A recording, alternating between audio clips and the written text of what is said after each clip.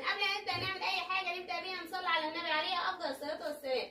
قبل ما ابدا الفيديو ولا قبل ما ابدا اقول لك انا هعمل ايه، بتمنى منك اللايك الجميل والمتابعه الجميله من حبايب قلبي متابعيني اللي بحبهم وبموت فيهم.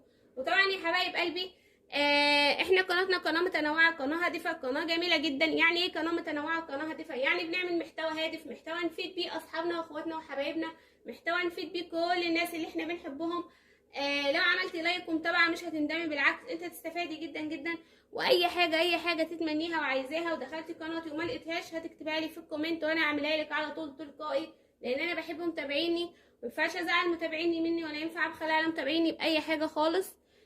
وعلشان كده بقولك اعملي متابعه ولايك علشان نبقى عيله جميله لذيذه مع بعض وعلى طول ودايما، وان شاء الله يا حبايب قلبي بالمحبه والموده هنبقى عيله جميله ولذيذه على طول يا حبايب قلبي.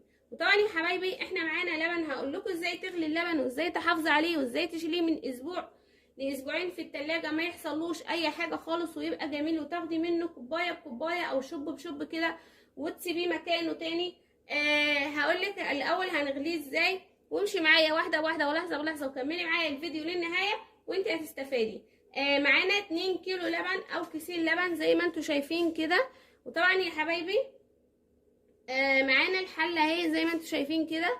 الحله اللي معانا دي هتاخد ال2 كيلو لبن، يعني كويسه على قدهم. وهنبدا اول حاجه نعملها هناخد الحله بتاعتنا ونشطفها علشان ابدا انزل باللبن في الحله، علشان بعد كده هقول لكم هنعمل ايه. وخليكم معايا واحده واحده عشان تغلي اللبن وتحافظي عليه وفي نفس الوقت تخلي بالك منه ما يبص، يعني ما يبوظش البوتاجاز بتاعك ولا يبوظ منك ولا هو يتكب ولا الدسم اللي فوق الوش ده كله بيتكب منك. طبعا كلنا بنغلي اللبن على ما نغمض عين ونفتحها بنلاقي اللبن خلاص لا اما باظ لا اما طلع من الحله لا اما بوظ لك بوتاجازك لا اما الدسم والقشطه والوش كله نزل من الحله واتكب على البوتاجاز. في نفس الوقت اللبن مش هيبقى فيه فايده، وفي نفس الوقت كمان بوتاجازك هيبوظ ومكانك هيتبهدل. عشان كده خليكي معايا خطوه بخطوه. اخد الحله اول حاجه هشطفها. الحله نضيفه بس طبعا لازم ناخدها اشطفها كويس. اوكي شطفنا الحله بتاعتنا زي ما انتم شايفين كده. هبدأ انزل باللبن بتاعي طبعا واقول بسم الله، وفتحنا اللبن زي ما انتم شايفين كده. وهبدأ انزل بكل سهولة كده باللبن بتاعي. وبعد كده هتلاقي قشطة في الكيس من تحت، هنحط حبة مية وهقول لكم هتعمليه ازاي دلوقتي حالا.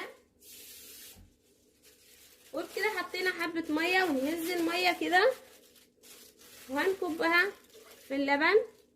يبقى انت كده بتاخدي الفايده بتاعه اللبن كلها، حتى لو في قشطه في الكيس ولا حاجه. تاني كيس ونقول بسم الله وهنفتحه بنفس النظام وهنكبه بنفس النظام بكل سهوله. وهبدا اعمل زي ما عملت في الكيس الاولاني.